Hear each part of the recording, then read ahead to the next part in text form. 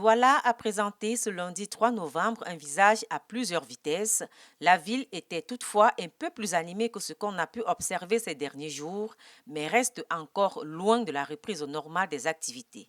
Toujours aussi peu de véhicules dans la circulation en cette journée de lundi, que ce soit les taxis, motocyclistes ou voitures personnelles. Les élèves étaient eux aussi peu nombreux à prendre la route de l'école et beaucoup d'établissements scolaires sont restés fermés, craignant pour la sécurité de leurs élèves. Pour ceux qui ont ouvert, certains établissements ont libéré les élèves un peu plus tôt que d'habitude. Du côté du lycée bilingue de Brazzaville, l'école était bel et bien ouverte, quelques enseignants présents, mais les élèves se font rares. Moins de 450 présents sur les 5000 inscrits dans cet établissement à notre passage.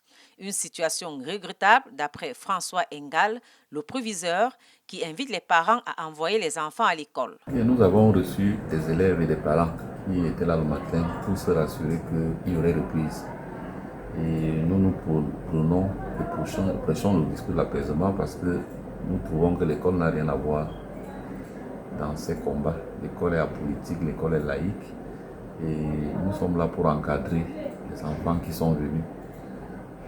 Nous souvenons qu'ailleurs, où il y a moins de perturbations, les enfants sont en train de fréquenter et en fin d'année, on ne va pas distinguer les élèves qui auront suivi leur cours normalement de ceux qui ont eu des perturbations. Donc nous encourageons les parents à envoyer les enfants à l'école, d'autant plus que le gouvernement a rassuré tout le monde que les dispositions sont prises pour la sécurité des enfants.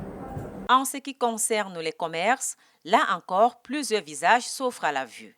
Les marchés Central et Bonamoussadi, qui ont d'ailleurs reçu la visite des autorités de la ville, notamment du maire, ont montré un visage fonctionnel à 80%, même si les commerçants du marché se plaignent de ne pas voir de clients.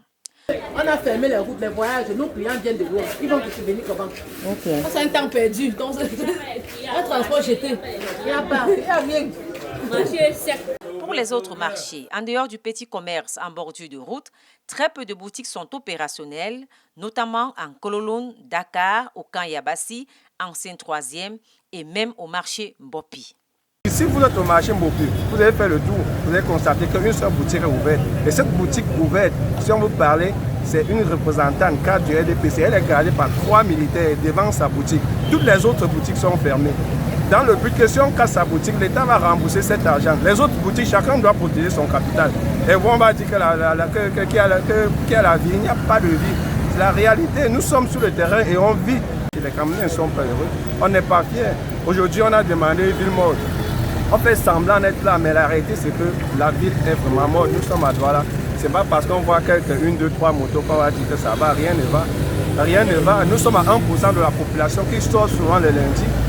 Donc rien, ici là c'est comme les oiseaux qui est un peu pour voir ce qui se passe dehors. Les banques, les administrations publiques ainsi que les supermarchés et stations-service où nous sommes passés ont repris du service, mais la majorité des agences de voyage sont toujours fermées et le très peu qui reste ouverte, c'est pour desservir uniquement la ligne Douala-Yaoundé. Une situation qui a d'ailleurs d'énormes répercussions économiques d'après les commerçants qui font savoir qu'ils ne peuvent pas se déplacer pour s'approvisionner, tout comme leurs clients potentiels qui ne peuvent pas venir acheter les marchandises. Ce qui entraîne automatiquement la hausse des coûts de certaines denrées comme le plantain, le macabo, la viande, la tomate et bien d'autres dont les prix se sont envolés ces derniers jours. En rappel, l'opposant Issa Tiroma Bakari a appelé aux villes mortes dès ce lundi 3 novembre et ce jusqu'au mercredi 5 en vue de poursuivre la contestation des résultats officiels de la présidentielle qui ont pourtant été publiés depuis le 27 octobre dernier.